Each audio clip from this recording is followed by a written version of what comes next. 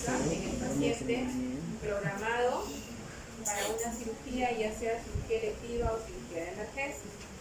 Existen dos tipos de pacientes y ya hemos visto también con los alumnos que hemos realizado las historias clínicas cómo es que se programa un paciente para una cirugía electiva y cómo un paciente para cirugía de emergencia. La valoración, si bien es cierto, hay cosas indispensables, hay aspectos importantes que no se pueden dejar de lado, a veces se obvian, pasan a un plano secundario cuando sale por medio de la vida del paciente, ¿no? Entonces, y no solamente la vida del paciente, cuando se trata de una cesárea, el binomio madre-niño, por ejemplo. Entonces, el éxito de una cirugía, el éxito de todo procedimiento quirúrgico va a estar relacionado con la condición clínica del paciente y ya por ende la valoración que hagamos de ese paciente. Porque no siempre vamos a tener un paciente en condiciones de estabilidad hasta uno que no tenga patología adyacente, que vaya a ser operado. Se cayó ese paciente, lo van a operar de una fractura de tobillo, una fractura de tibia, ¿no? O de repente debutó con una apendicitis, vamos a operar de una apendicitis, pero es un paciente hasta uno que no tiene ninguna patología concomitante. A diferencia del paciente que tiene patologías agregadas en el fondo, como por ejemplo el paciente hipertenso, el paciente diabético, el paciente con insuficiencia renal, el paciente con insuficiencia hepática por una cirrosis hepática, la valoración es diferente. La clasificación de ASA es diferente en ese paciente. Y el riesgo también es diferente del paciente. El riesgo aumenta a medida que el paciente tiene comorbilidades compensadas o descompensadas, porque el riesgo de complicación anestésica y quirúrgica es latente en cualquier tipo de cirugía, por más simple y más sencilla que sea, por menos compleja que sea. Entonces, el objetivo de la valoración preoperatoria y en especial el objetivo de esta clase, lo primero es identificar las patologías o los trastornos o las anormalidades que no hayamos podido identificar en la valoración prequirúrgica en un consultorio, por ejemplo, de cirugía. Yo programo al paciente, acá hay dos ciles, o allá también. Programo un paciente, pero como cirujano, a mí me interesa que ese paciente tenga un hemograma completo, un examen de orina, un dedo quirúrgico. Y me va a interesar, yo voy a operar la vesícula, voy a operar el tumor de colon que tiene, pero dejo de lado algunas otras condiciones o algunas otras valoraciones que tengo que hacer, y eso está en referencia con la valoración prequirúrgica del paciente. Entonces, el éxito de mi cirugía va a estar en función de cómo yo haya preparado a ese paciente para la cirugía. Entonces, un paciente que es un cáncer de colon que no come hace 15 días, 3 semanas, es un paciente que está desnutrido, por ejemplo, es un factor condicionante para que aumente la morbilidad de ese paciente, el grado de complicación en ese paciente. Identificar los niveles de riesgo de una cirugía programada, ya les estoy explicando por qué.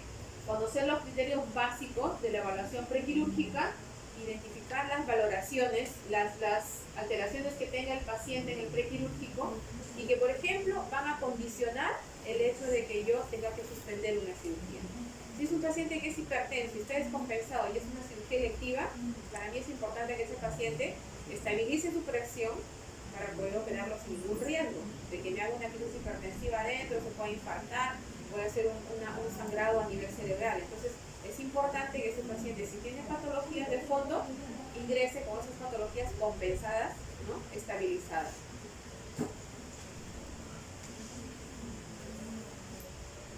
Esta imagen les pongo siempre yo a los chicos en cuanto para referirme a lo que es la valoración preanestésica, porque es importante dentro de la valoración, y no solamente en la consulta de la valoración prequirúrgica, sino también en cualquier otra consulta médica, es la relación médico-paciente, la empatía que debe haber desde el primer momento que uno tiene contacto con el paciente, porque de eso va a depender el hecho de que yo tenga los datos que a mí me interesan para poder hacer una buena historia clínica del paciente, una buena evaluación y una buena preparación de este paciente.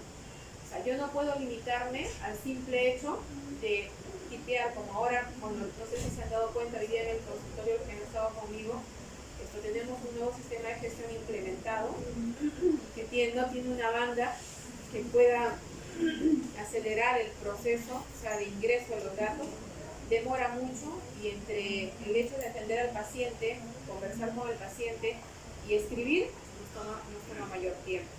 Y eso está sucediendo también en la consulta del MOPI, por ejemplo. Quizás no se hace una valoración adecuada del paciente por este hecho simplemente. Espero que con el paso del tiempo y nos familiaricemos más con este sistema nuevo, se puedan suplir algunas dificultades que tenemos. Por esto es importante la relación médico-paciente. ¿Vieron ustedes esa paciente que llegó?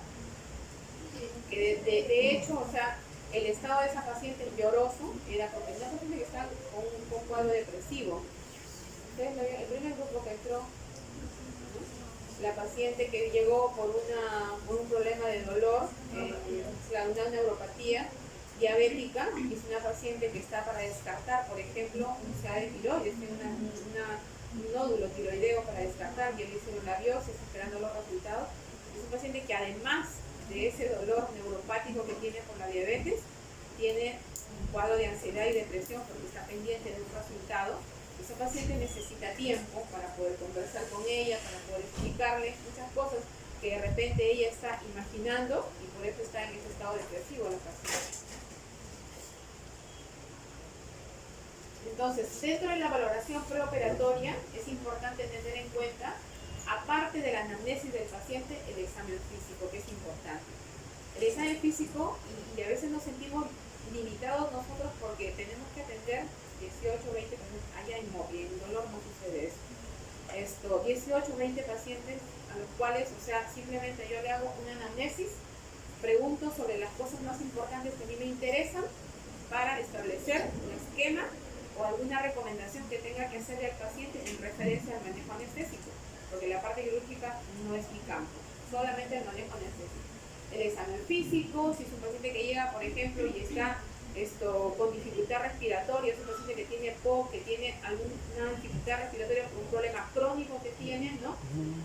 Ya le voy mirando, estoy mirando, por ejemplo, el cuello del paciente, estoy mirando las manos del paciente para saber si tiene accesos venosos que son fáciles para poner una vía periférica, por ejemplo. Si no tiene accesos venosos, estoy mirando si tiene, por ejemplo, incrustación yugular, si tiene venas, o sea, que puedan permitirme a mí un acceso, si no puedo a nivel periférico, ya sea en los miembros superiores o inferiores, acceder a un catéter venoso central, ¿no? Entonces miro ya la anatomía del paciente, miren el cuello del paciente abajo, y también la contextura del paciente, ¿no? Si es un paciente obeso, por ejemplo, que pesa más de 100 kilos, 120 kilos, es un paciente que va a tener el índice de morbilidad está aumentado en ese paciente para el manejo anestésico. Los edemas que pueden estar presentes también en el paciente. Y lo otro que tiene relación con la valoración de la vía aérea, que es esto que lo vamos a ver más adelante, ¿no? Esto lo vamos a ver más adelante. Esto también, cuando elegimos la técnica anestésica y sugerimos, por ejemplo, si es un paciente, les comenté ayer, que una de las contraindicaciones absolutas para una anestesia, que sea general, regional o cualquier tipo de anestesia, es la negativa del paciente. Si el paciente se niega a recibir anestesia regional, yo no puedo obligarlo. Entonces tengo que sugerir, paciente no desea anestesia regional, se sugiere anestesia general. El anestesiólogo verá si es inhalatoria, si es endovenosa, él verá la técnica anestésica, pero no puede forzar el deseo del paciente de no recibir anestesia ratidia. Es igual que la paciente que llegó hoy día, la última, no sé si la alcanzaron a ver ustedes, una paciente que tiene es una paciente también con trastorno ansioso depresivo que recibe tratamiento psiquiátrico, y llega por dolor, por una lumbalgia. Una paciente que se niega a cualquier procedimiento para tratamiento de dolor, por ejemplo. Nosotros no podemos obligarle a la paciente. Se le explica. Y después de explicarle al paciente, el paciente te dice no se puede forzar. ¿Ya? Entonces, cuando hacemos anestesia regional, la anatomía es importante, les dije valorar la condición de la columna vertebral, hay alteraciones a nivel de la columna, si hay lesiones a nivel de la piel, todo el trayecto de la columna, ¿no? Porque es importante, hay contraindicaciones que son absolutas en referencia a la anestesia regional. La movilidad de la columna cervical, ¿no?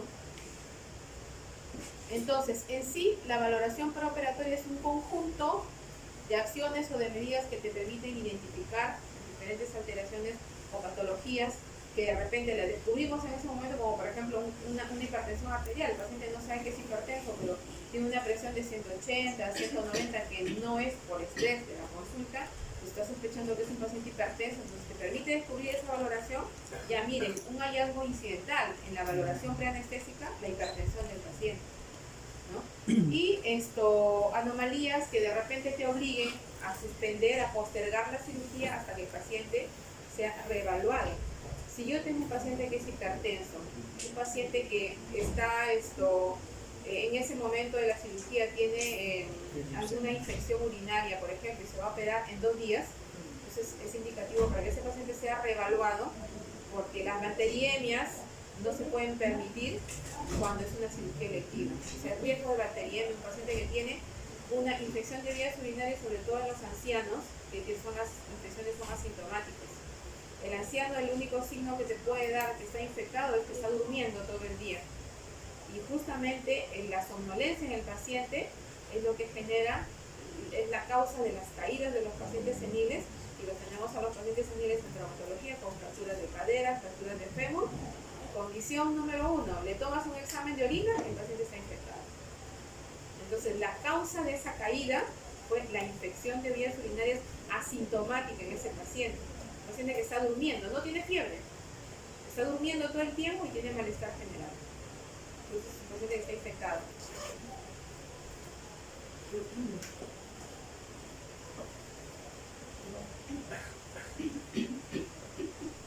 Entonces, recapitulando los objetivos de la evaluación prequirúrgica, asegurar que este paciente ingrese en las mejores condiciones a una cirugía. Estamos hablando de la cirugía electiva. Y si es una cirugía de emergencia, ya vamos a ver cuáles son las condiciones que tenemos que estabilizar, por ejemplo, antes de una cirugía de emergencia. Si es que el tiempo así no puede dar opción para poder estabilizar. Reducir la morbimortalidad del paciente. La morbilidad en algunos casos y la mortalidad en otros casos, que está relacionada con la condición clínica del paciente. Ya teniendo en cuenta que la anestesia, ¿no?, y el acto quirúrgico, las dos condiciones van a sumar para que haya complicación, si es que se da complicación en el paciente. Ahora, ¿qué es importante cuando hacemos valoración prequirúrgica nosotros en el paciente? El consentimiento informado. ¿Por qué es importante el consentimiento informado? Porque yo le explico al paciente la parte de anestesia, no hablo de la cirugía, porque tenemos dos consentimientos informados, uno que es de la cirugía, para la cirugía en sí, y el otro es el consentimiento informado del procedimiento anestésico.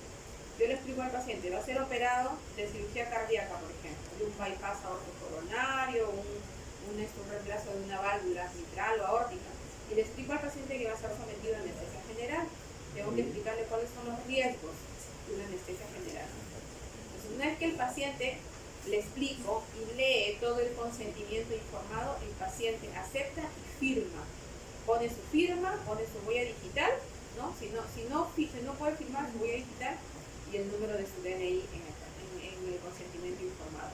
Entonces, eso es un documento médico legal que está presente en la historia clínica para cualquier complicación que tenga el paciente aceptó, consintió el procedimiento anestésico, se le explicó cuáles son los riesgos, tan es así y está muy claro, o sea, las complicaciones que surgen del procedimiento anestésico no son complicaciones que nosotros las provocamos adrede, pueden surgir las complicaciones. Les dije yo, desde un espasmo laringio hasta la muerte del paciente, ¿no? Entonces están latentes las complicaciones.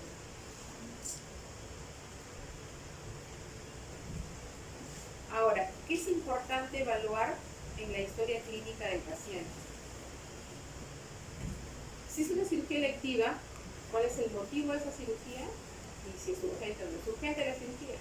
Porque si no es urgente la cirugía y el paciente, yo le descubro que tiene una patología que no ha sido diagnosticada, un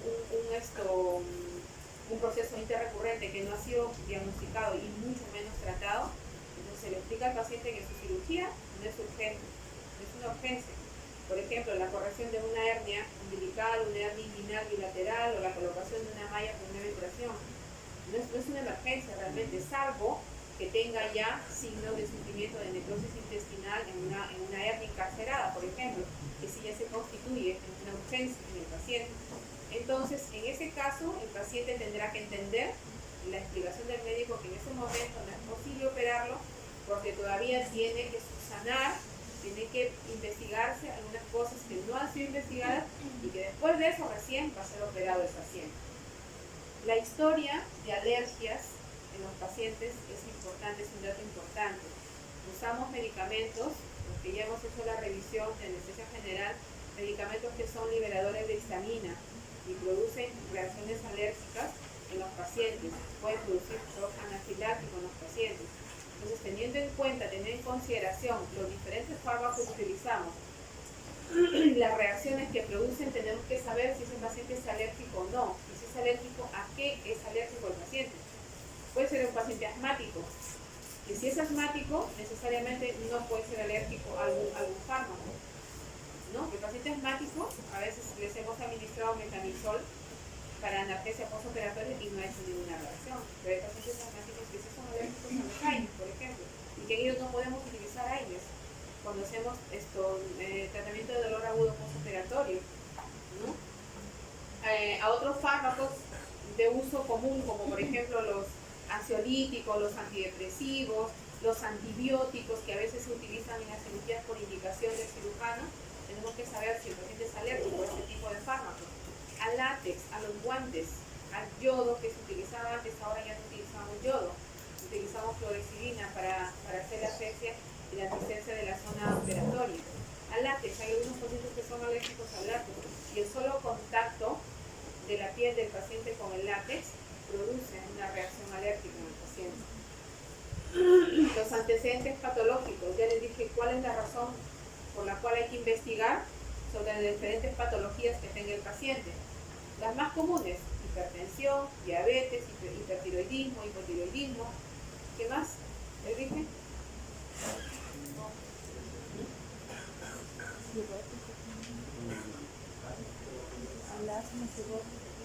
Pacientes asmáticos, patología respiratoria, pacientes asmáticos, pacientes con EPOC, pacientes que se dializan, por ejemplo, ¿no?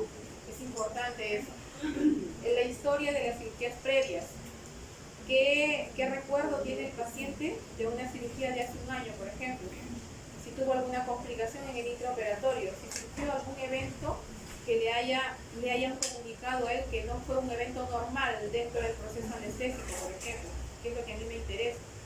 Me puede decir el paciente, ¿sabe qué? A mí me sentaron para ponerme mi anestesia peridural para mi cesárea y me desmayé, no me acuerdo. O sea, puede deberse a las causas.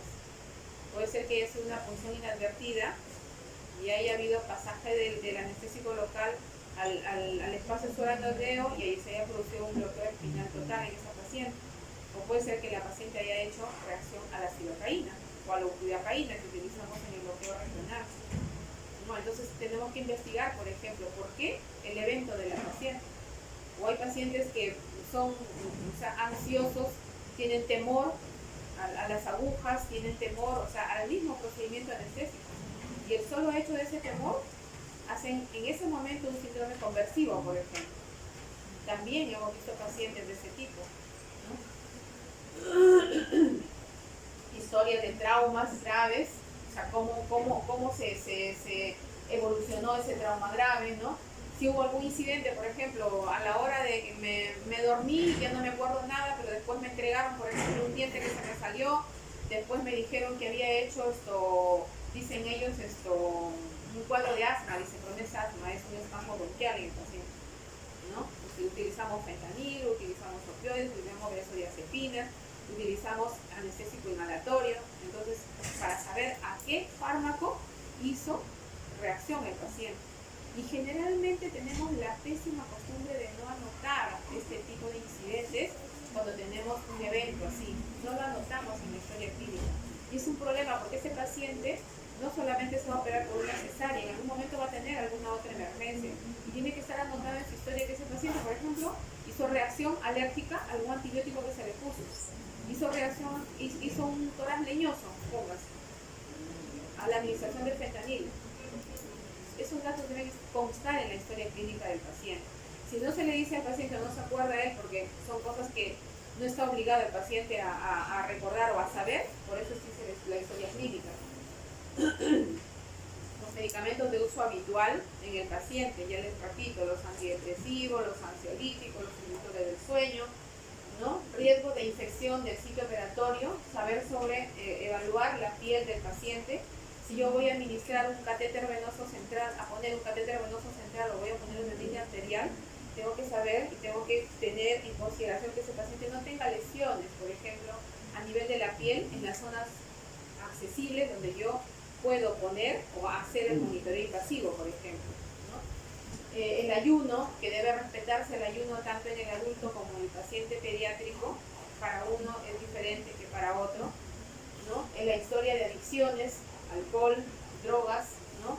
Si es fumador crónico, diabetes, obesidad, desnutrición, ya les dije yo, la desnutrición está en relación a las complicaciones postoperatorias, no tanto inmediatas sino tardías en el paciente, y tiene que ver con la cicatrización de las heridas.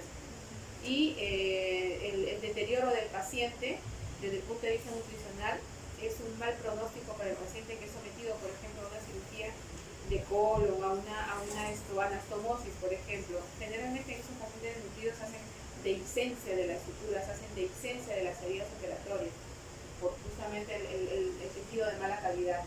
Y las enfermedades de piel que ya les comenté. Entonces, de esta evaluación que nosotros hacemos de la historia clínica, de la anamnesis que hacemos en el paciente, vamos a recoger y vamos a nosotros a plasmar en la historia clínica las recomendaciones que sean necesarias para que este paciente entre en las mejores condiciones a operarse. Si es un paciente diabético, tengo que indicarle a ese paciente que la noche previa a la cirugía, en la premedicación, se tenga cuidado en pedirle una glicemia al paciente la mañana de la cirugía.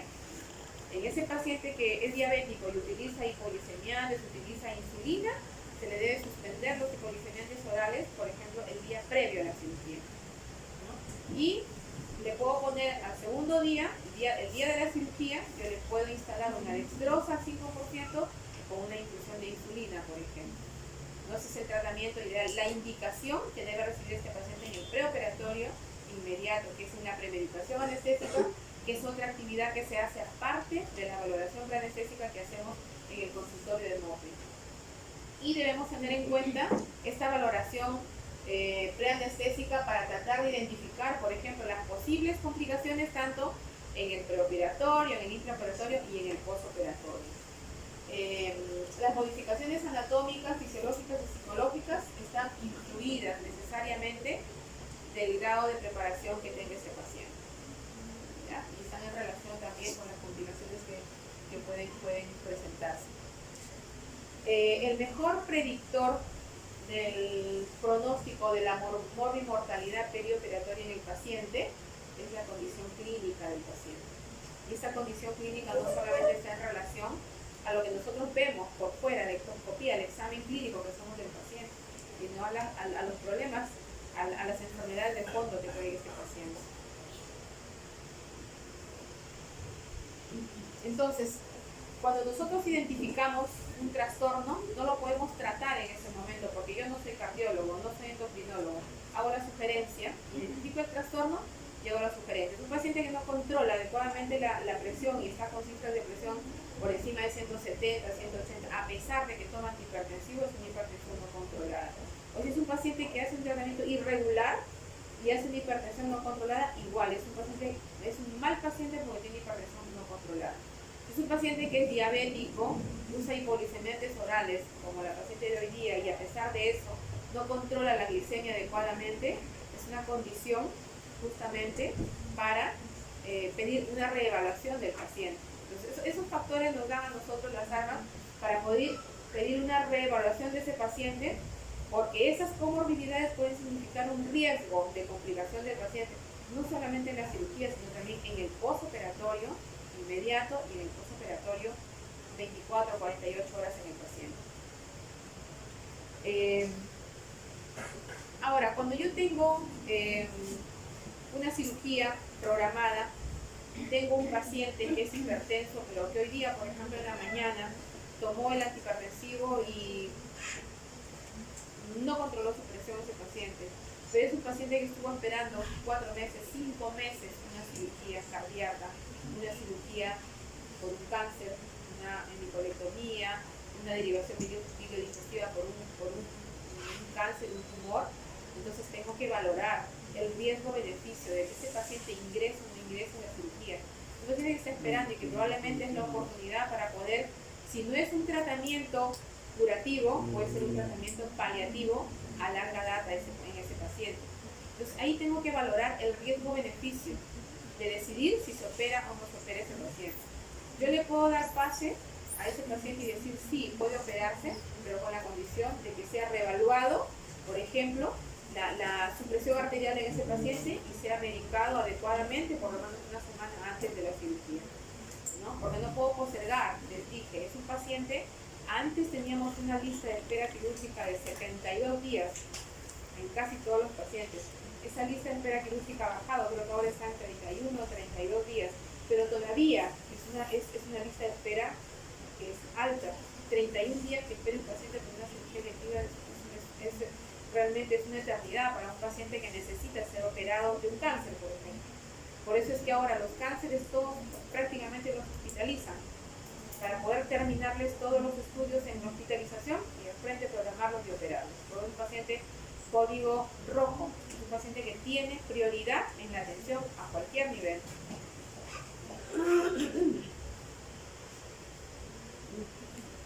Ahora, ¿qué debo tener en cuenta, por ejemplo? ¿Por qué es importante el peso y la talla del paciente en la valoración? Claro, porque si yo, no tengo el peso ni la talla para ver índice de masa corporal, yo no puedo calcular la dosis del fármaco para poder administrar al paciente. Les dije también y les repito ahora, en cualquier otra especialidad ustedes se pueden dar el lujo de excederse hacia arriba o hacia abajo en la dosificación de un fármaco, de un medicamento. Pero en anestesia no puede pasar eso. En anestesia, segundos, milímetros, miligramos de una droga puede generar complicaciones serias que pueden estar en el límite entre la vida y la muerte. Entonces tenemos que tener en cuenta que aquí la dosificación se hace por kilo de peso del paciente. Tener en cuenta no solamente en el paciente pediátrico, sino también en el paciente adulto.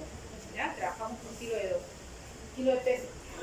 El estado general, el estado cardiopulmonar, los antecedentes hematológicos que tenga ese paciente. Es un paciente que es cirrótico, generalmente los pacientes cirróticos tienen alteración de la cantidad, el número y la calidad de las plaquetas, tienen un TP alterado, es un paciente anticoagulado porque le pusieron una válvula, una prótesis de válvula aórtica o válvula mitral, que es un paciente anticoagulado.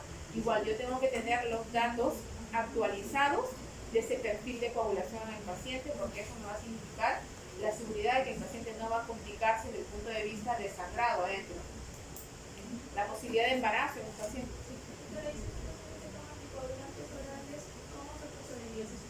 Sí, la indicación viene ya de parte del cirujano, de parte del médico tratante que le suspende. Los antiagregantes plaquetarios son 7 a 10 días previos, ¿no?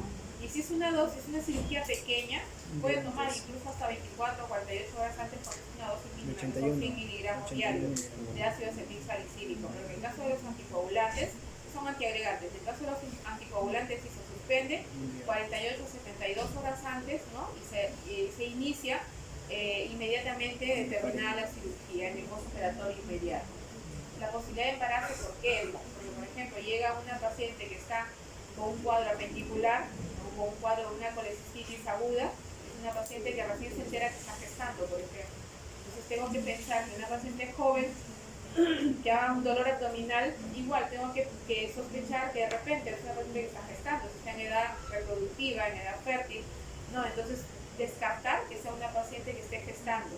Porque es una paciente que está gestando, que es una cirugía electiva y no es una emergencia, puedo posponer la cirugía y esperar que termine el embarazo y luego programar esa cirugía electiva. Pero si es un cáncer, por ejemplo, si es un cáncer, tengo que valorar,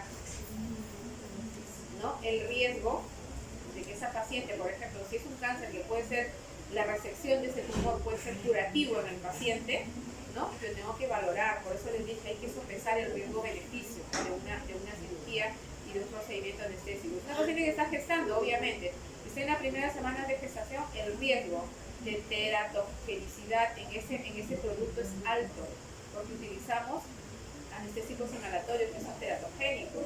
Entonces, eso sí es un riesgo para ese producto. Y tenemos que hablar con el paciente y explicarle cuál es el riesgo y cuáles pueden ser las complicaciones. Entonces, eso sí hay que valorar en el paciente. Las experiencias, vuelvo a repetir, quirúrgicas y anestésicas previas, la historia de tabaquismo, el alcoholismo y otros segundos hallazgos que hayamos podido hacer en la anamnesis en el paciente. Ahora, ¿cuáles son los factores que van a estar relacionados básicamente con el riesgo de un procedimiento anestésico? La condición clínica del paciente, la edad del paciente, los dos extremos de la vida que son el paciente pediátrico y el paciente senil, son los pacientes que están expuestos a mayor riesgo de complicación. El estado de nutrición y de inmunidad en el paciente, la naturaleza y la antigüedad de la enfermedad, que también es un riesgo, y la existencia de patología pues, concomitante. Y sobre todo patología que está en un periodo de descompensación. Un paciente que está inestable desde el punto de vista de la presión arterial, de su diabetes, que no controla, es un paciente renal que tiene mal pronóstico, por ejemplo, ¿no? Y los primeros fueron los factores asociados en sí al acto anestésico. Y acá tenemos factores asociados a la cirugía, ¿no? Que son el procedimiento o el proceso anestésico mismo, dependiendo si es una anestesia general, es una anestesia regional, la duración y la complejidad de la cirugía. Es una cirugía compleja, una cirugía radical. Estamos hablando de 6 a 8 horas de cirugía, un paciente sometido a condiciones de hipotermia, a condiciones, alteraciones en cuanto a la fisiología del paciente. Vamos a tener cambios en la hemodinamia, cambios en el medio interno de ese paciente en el postoperatorio, no siempre en el inmediato, pero a las 6 a 8 horas vamos a poder nosotros advertir todas las complicaciones y la cascada se empieza a desencadenar sobre los trastornos hidroelectrolíticos, el problema de la hipertensión arterial, el mismo dolor que a veces no es controlado en el paciente, el carácter electivo o de urgencia de esa cirugía, la experiencia del equipo que interviene en la cirugía. No es lo mismo que opere un cirujano que ha operado 1000 cirugías laparoscópicas en toda su trayectoria, que opere un apéndice en 1 hora o en 40 minutos con un laparoscopio, que opere un cirujano que tiene 2 años trabajando en institución, una cirugía laparoscópica de apéndice que se demora 4 a 6 horas. Entonces, eso también aumenta la morbilidad en el paciente.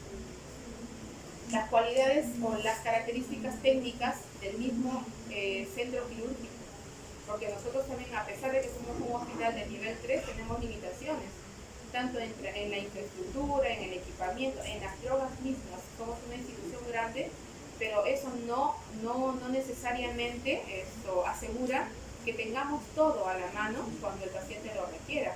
Carecemos a veces por periodos largos de tiempo de recursos y de drogas que son básicas en la atención en el paciente, ya sea quirúrgico o en el postoperatorio inmediato.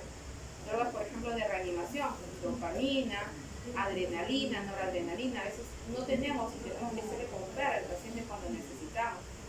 Y realmente eso sí es un drama.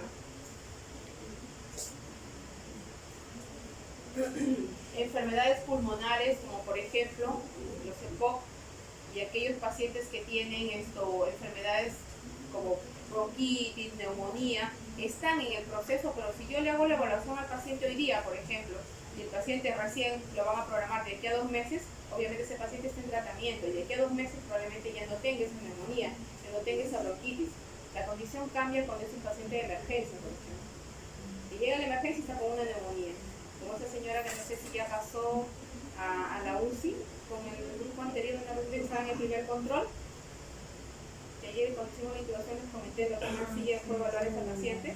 Esto es una paciente que ha venido con una neumonía de su casa y nadie la ha diagnosticado. Una paciente que ha instalado un cuadro de neumonía allá afuera, es hospitalario, o sea, no es intrahospitalario. Y todos se centraron en el abdomen, o sea, el dolor abdominal, el cuadro agudo de dolor abdominal, una colecistitis, operaron la vesícula, pero ¿y por qué no despierta esa paciente? ¿Por qué no ventila a la paciente? Ha entrado en shock séptico, pero le han querido destetar el ventilador y no responde, o sea, desatura, nuevamente hace periodos de apnea. Le digo, a ver, ponle placa para ver. Tenía una consolidación la paciente. Era una neumonía, pero nadie lo creía, entonces tenía que venir el neumólogo para decir, sí, es una neumonía.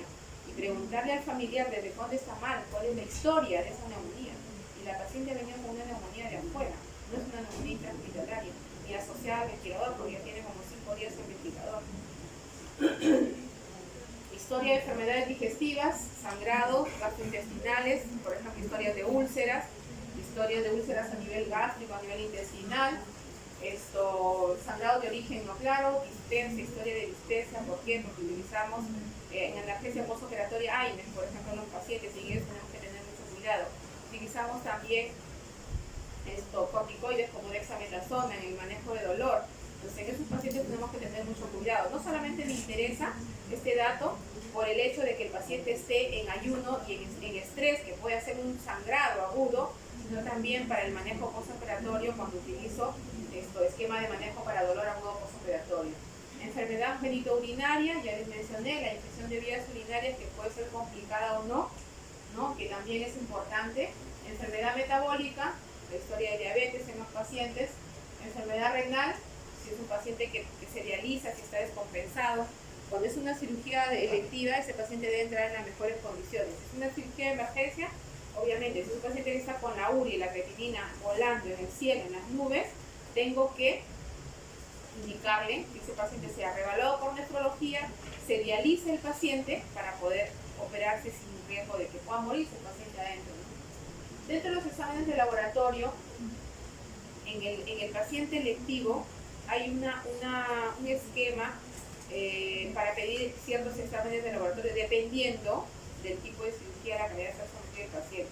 Pero los exámenes básicos constan de hemograma, de urea, creatinina y un perfil hepático, y el perfil de coagulación. Y el perfil de coagulación está en relación al recuento de plaquetas que me puede dar el hemograma, por ejemplo, sino en relación al TP y al índice de INR, ¿ya? Ahora se mide el perfil de coagulación con un TP. Y en el paciente crítico, si el tiempo lo amerita, ¿no?, yo tendré que pedirle los exámenes básicos que sean necesarios y que me puedan servir a mí para poder manejar a ese paciente. Es un paciente que llega, les dije, con una lesión de un órgano noble, con una lesión de un vaso, una ruptura de aorta abdominal, por ejemplo, cuando me da tiempo para hacerle ni siquiera tomarle una muestra para un grupo sanguíneo, tengo que entrar con el paciente porque es una urgencia del paciente. Adentro pues ya le pediré transfusión de sangre, le pediré sangre y le haré estructuras cruzadas, porque el paciente se va a morir. Tengo que asumir ese riesgo, ¿no? Eso, la condición cambia. Valorar el corazón, la circulación, ya también hemos dicho por qué, las perturbaciones metabólicas, el posible compromiso séptico del paciente. Si es un paciente que ingresa con infección de vías urinarias, puede ser una bacteriemia y puede ser una sepsis. El estado hematológico del paciente, las alteraciones, bueno, es lo mismo, ¿ya?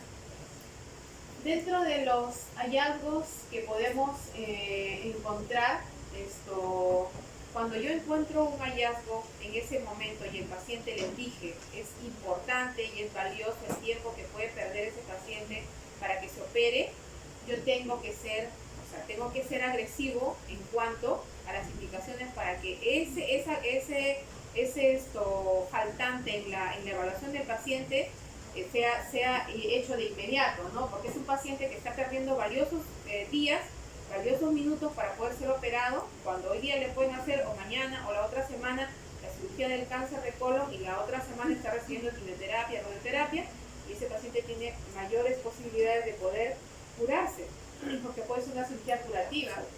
Modificar el déficit con las intervenciones terapéuticas adecuadas, por ejemplo, en el caso de drogas, la respiración asistida. Si yo tengo un paciente que tiene una patología respiratoria, una patología pulmonar con restricción del patrón ventilatorio, tengo que valorar la posibilidad de que ese paciente salga a ventilación mecánica. Si yo tengo un paciente con alteración de la placa neural, por ejemplo, tengo que saber que no puedo utilizar relajantes musculares en ese paciente porque el riesgo de que ese paciente se mantenga en ventilación mecánica por largo periodo de tiempo es alto en ese paciente.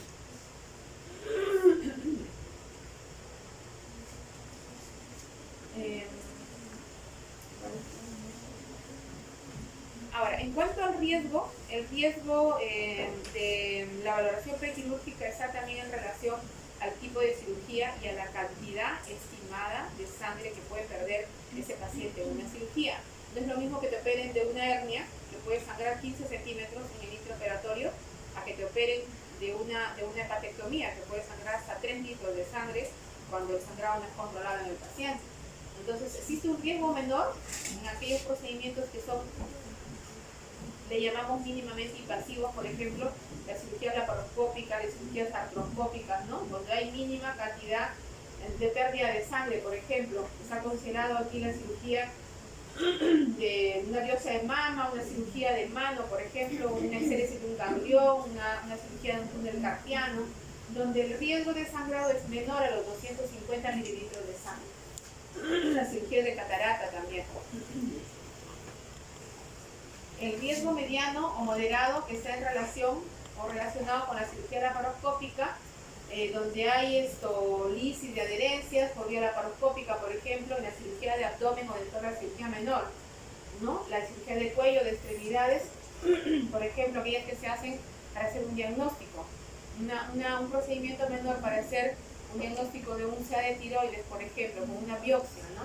Donde el riesgo de sangrado es menor también. La cirugía de alto riesgo o de riesgo mayor, y aquí ahí está considerada la pérdida de sangre mayor a 1500 mililitros, donde hay apertura de cavidades, puede ser abdominal, puede ser torácica. Están consideradas aquí también las cirugías de ortopedia y traumatología, aquellas que son sumamente invasivas, los reemplazos de articulaciones como de cadera, las prótesis de rodillas. Y el riesgo severo, los procedimientos que implican riesgo mayor, por ejemplo, en la cirugía cardíaca, que ya implica un manejo más fino en una unidad de cuidados intensivos, aquella cirugía donde la pérdida prevista es mayor a los 1500 mililitros de sangre. La cirugía cardíaca generalmente está considerada aquí en este riesgo severo.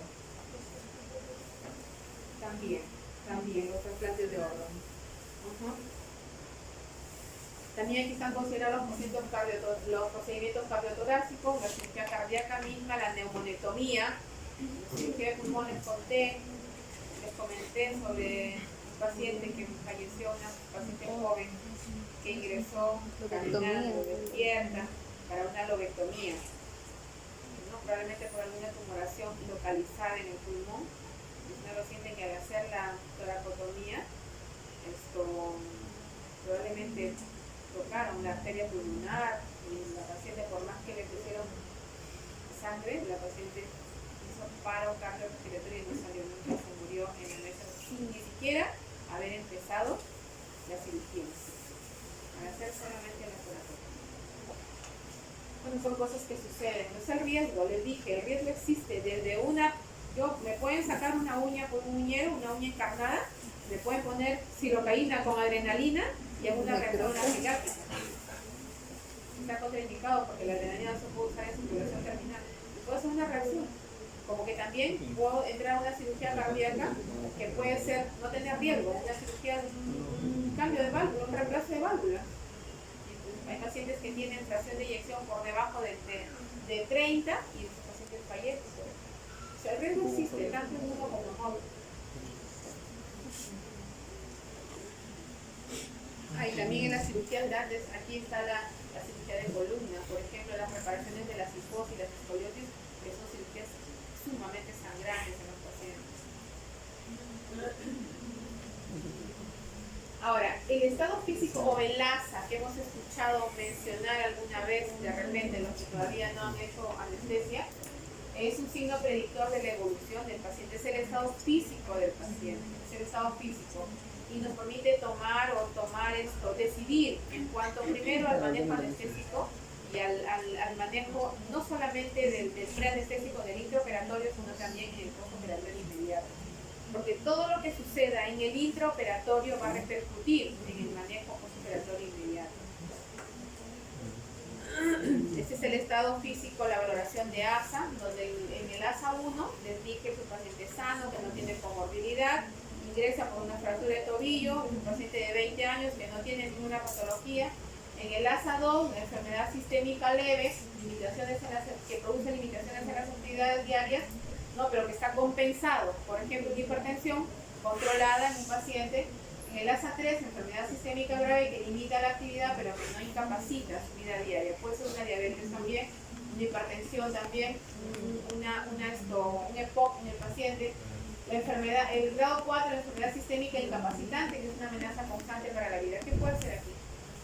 ¿Sí está situado aquí? Un ejemplo. Ya, ¿qué más?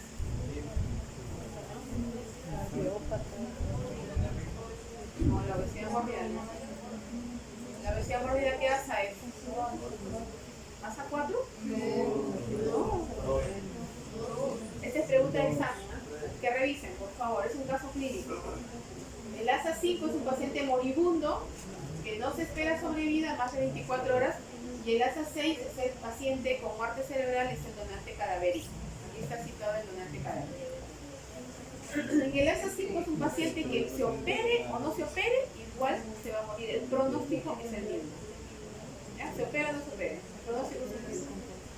Hemos escuchado muchas veces decir a los cirujanos, o sea, no es ético hablar de esto, pero es que cuando nosotros ingresamos a operar a un paciente que no tiene posibilidades de una recuperación, que es un ASA 5, es un paciente que así lo operes o no lo operes, se va a morir.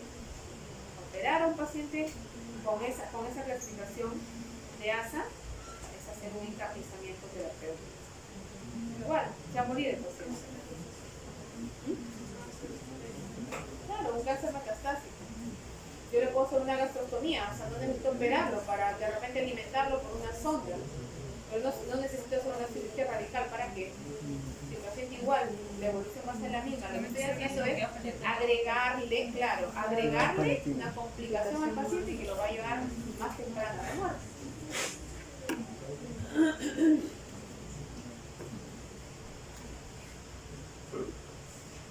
En el ASA, repito, la valoración, aquí tenemos que tener en cuenta la patología asociada, la medicación que toma el paciente y las operaciones previas que tenga, ¿ya? Se evalúa generalmente previo a la cirugía, ya sea en emergencia o en el consultorio, porque la valoración del ASA ya no la podemos hacer nosotros ni en la premedicación ni en el quirófano. La valoración del ASA se hace en la valoración preanestésica. Aquí esto es algo que es importante también definir. ¿Cuándo yo voy a priorizar, por ejemplo, los exámenes de laboratorio y cuándo debo obviar la historia clínica de un paciente, la anamnesis del paciente? Les dije cuáles son las condiciones, cuál es el tipo de paciente en el cual en algunas circunstancias yo tengo que obviar, por ejemplo, los exámenes de laboratorio, yo tengo que obviar la historia clínica del paciente. Pero no está permitido obviar la historia clínica del paciente con una buena anamnesis o una cirugía electiva. En el otro paciente que puedo no tener condiciones para hacer una historia clínica con una buena anamnesis, es en el paciente que no me da datos, un paciente que tiene trastornos mentales, por ejemplo, un paciente con Alzheimer, un paciente que tiene demencia senil y que está solo, por ejemplo. En ellos puedo obviar la historia clínica y solamente hacer un examen físico y tener los datos de la historia, si tengo algún dato de la historia clínica anteriores en el paciente. Lo mismo que voy a evaluar, ¿no? Los factores de riesgo, igual, en el aparato cardiovascular, antecedentes de angina, en ese paciente los antecedentes de infartos agudos de miocardio, cuánto tiempo hace del infarto, ¿no? Si es un paciente que tiene disnea, tiene insuficiencia cardíaca, si está compensada, si está descompensada, si es un paciente que tiene una arritmia, ¿no? Y no es sinusal.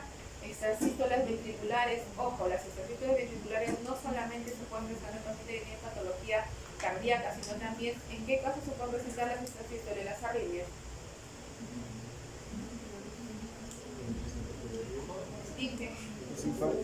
¿Ah? ¿Cuándo? Como complicación del postinfarto. Los trastornos hidroelectrolíticos.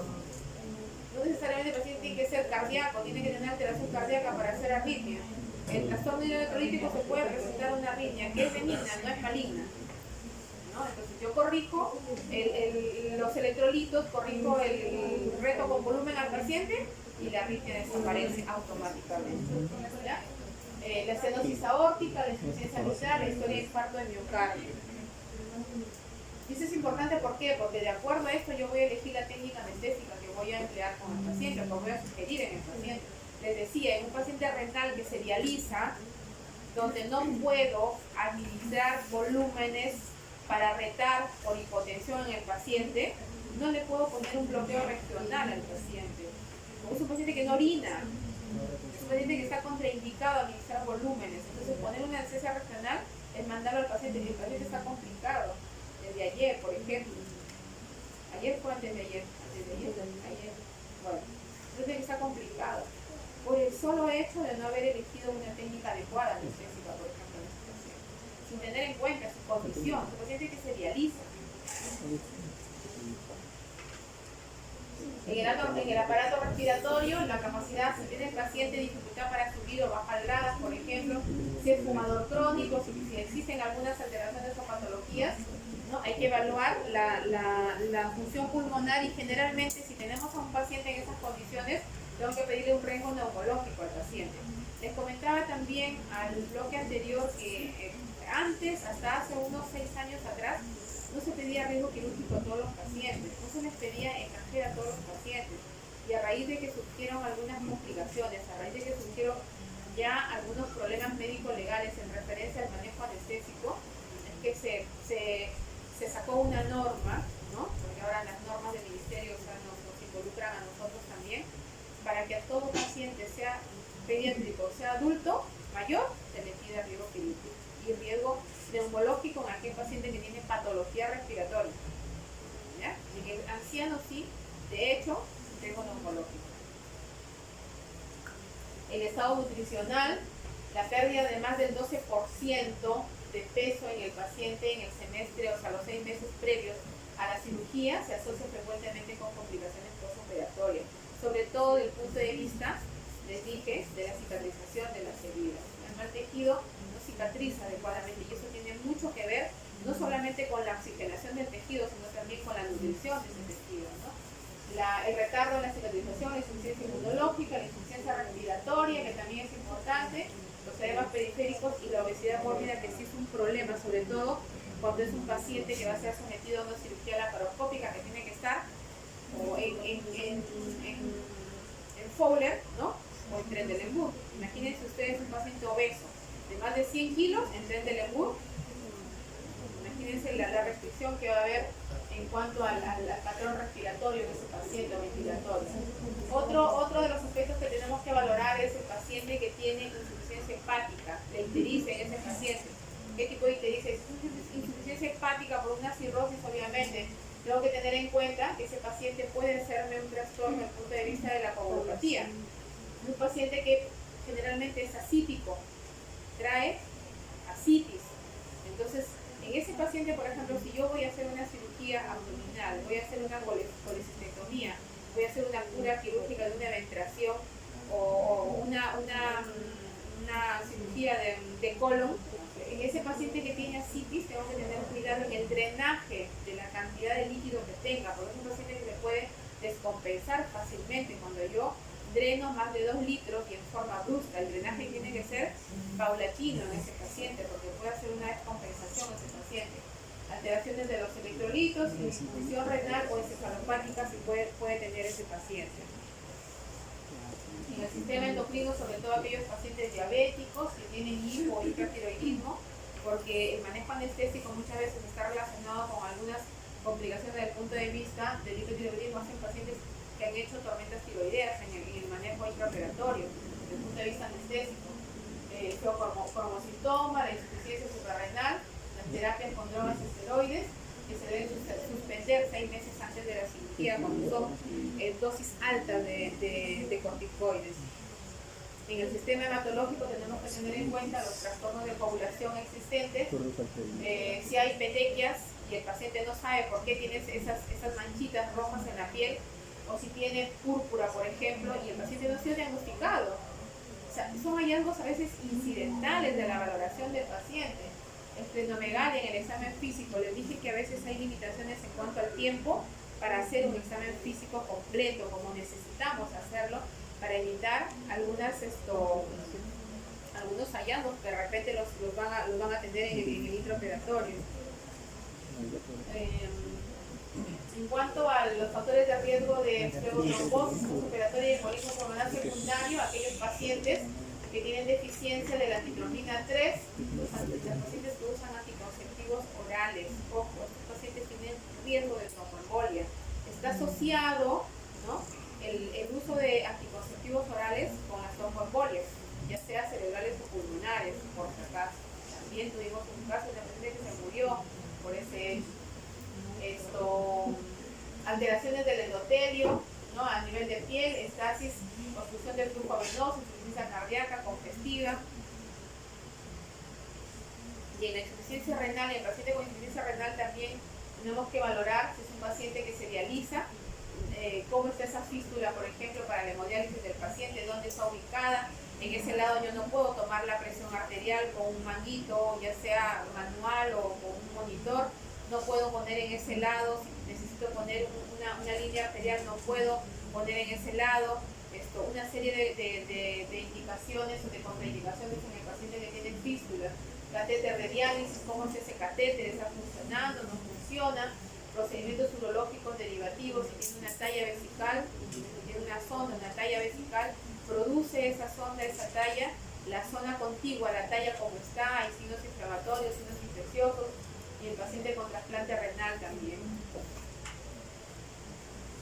Las infecciones de piel, que esto sinceramente creo que ahora ya no sucede. O sea, nosotros cuando tenemos un paciente en estas condiciones, obviamente, si no es una emergencia, el paciente tiene que primero mejorar su estado general, controlar el proceso infeccioso que tiene y luego será reprogramado, ¿no?, por el riesgo de bacteriemia. Todas las infecciones que tenga el paciente tienen riesgo de bacteriemia.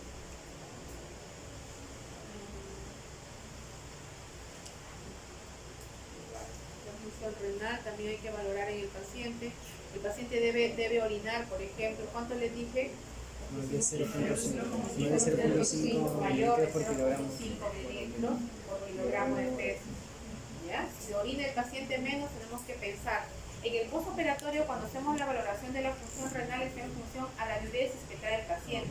¿Cuánto orinó ese paciente en el quirófano? ¿Cuánto perdió de sangre? Si sangró 2.500 y ese paciente solo se le puso 1.500 de reposición, ya sea de sangre, de gelatina o de cloruro, ese paciente, o sea, si no se le ha repuesto el ayuno, si no se le ha repuesto el sangrado, obviamente es un paciente que va a tener una alteración de la función renal. No puede tener un paciente que no orina o que está en oliguria o oliguanuria el paciente. Entonces, esa es una posibilidad. Y la otra posibilidad es que cuando es una cirugía ginecológica, por ejemplo, le han ligado los uréteres a la paciente y no orina. Es otra posibilidad que tengo que pensar. Una paciente que tiene una sonda bien colocada y han hecho una histerectomía, por ejemplo, que le hayan ligado los uréteres. Ya han pasado 6 horas, le arranqué con volumen, le puse diurético y no orina la paciente. Tengo que pensar en esa posibilidad. Esta es la clasificación de Malampati, que ya la vamos a revisar con todos los grupos cuando hagamos la técnica de intubación, la práctica de intubación. Que tienen que revisar el Malampati, que es una pregunta de examen también, por si acaso, ya les dije. ¿Ya?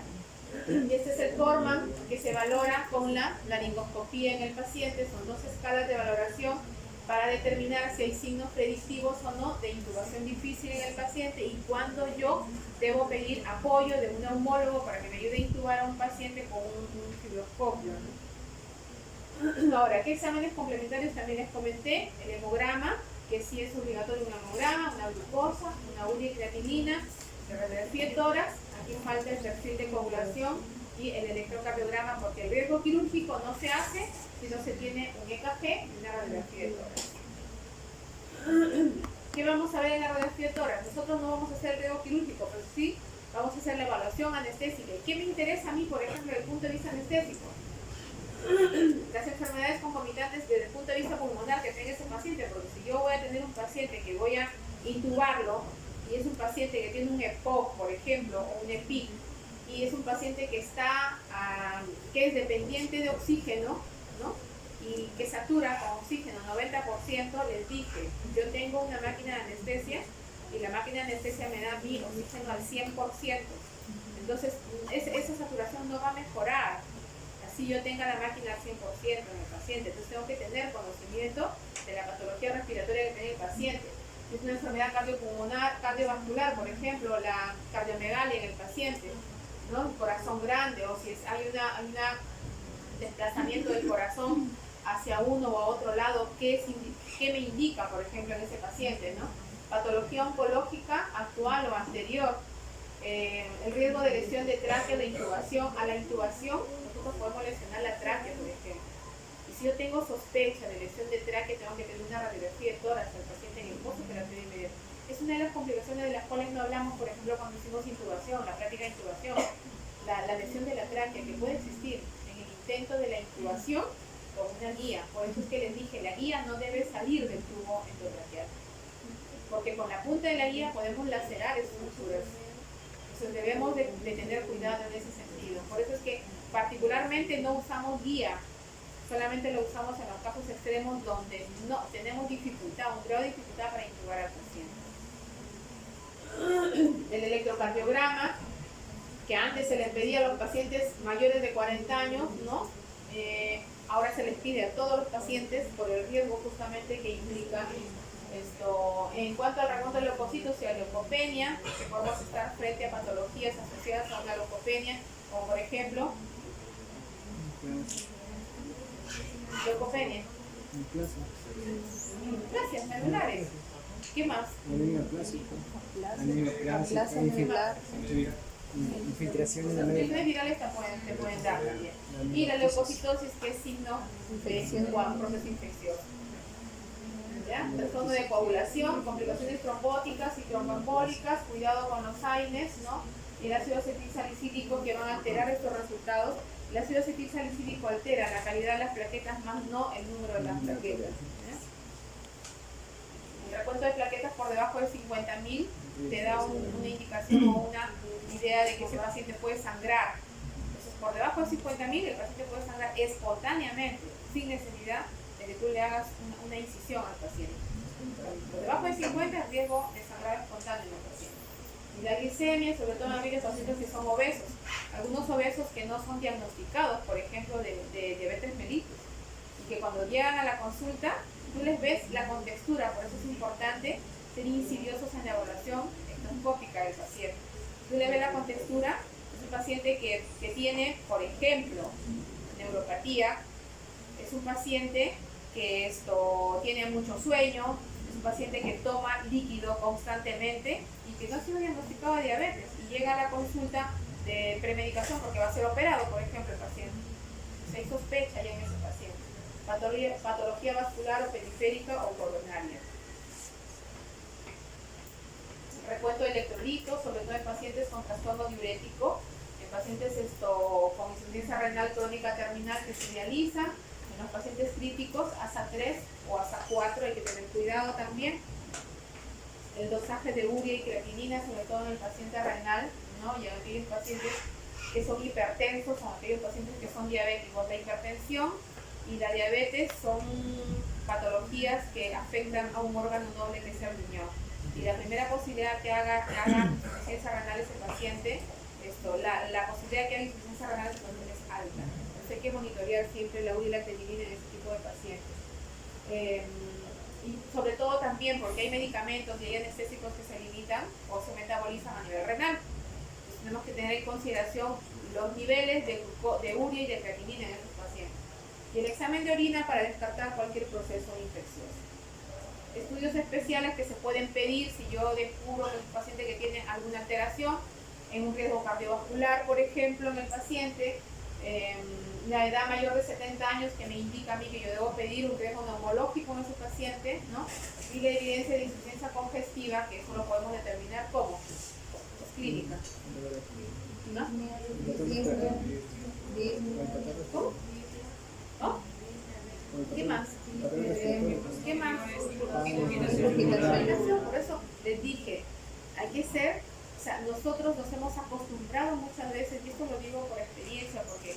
tenemos monitores, tenemos exámenes de laboratorio, pero nos estamos olvidando de la clínica en el paciente, que es importantísima la clínica del paciente. A mí me pueden traer un paciente para operarse que me dicen, el papel que me enseñan del hematocrito dice 36%, 42%, que es un paciente que está papel, está pálido. Le miro las mucosas, miro los labios, está pálido el paciente. ¿De cuándo será ese examen? ¿O le habrán sacado al interno, al residente? Es que eso ha sucedido, porque nos hemos visto con problemas en pacientes que se han complicado, con sangrados intraoperatorios, en pacientes que han sangrado más de 2000 y han entrado con 8 de hemoglobina. Imagínense, han sangrado 2000, han salido con 3, con 4 de hemoglobina. O sea, no te puedes imaginar que un paciente haya entrado con 40 hematocritos y salga con 3, con 4 de hemoglobina. Pues, si sangra 2000 o 1500. Entonces quiere decir que ese dato, o es un paciente que está hemoconcentrado, estaba en ayuno 3 días, 2 días, no se le ha retado con volumen, y obviamente, o sea, un hematocrito, si le tomas a un paciente que está en ayunas, no le has dado líquido por 3 días, ¿no? Obviamente va a estar hemoconcentrado y te va a salir que tiene un hematocrito de 50 probablemente. Entonces, la condición es diferente.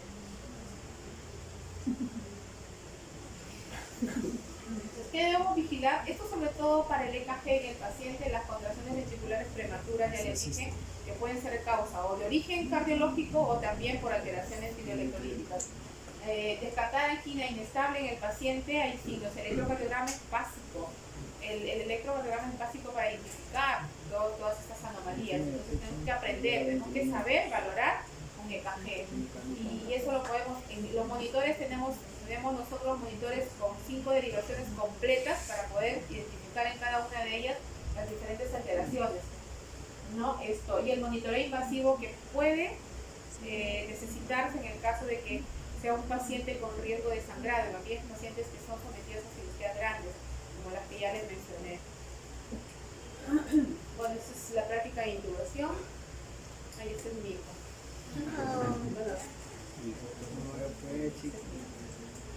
Gracias, chicos. Y este es el libro que no sé si ya lo tendrán ustedes, que no solamente les va a servir para básica, sino también para su carrera. Es un libro, o sea, no es porque salga de mi casa, sino que es un libro que está hecho con toda la dedicación para que sea un buen recurso, no solamente para su época de estudiante, sino también para la práctica médica. Gracias, chicos. ¿Alguna pregunta?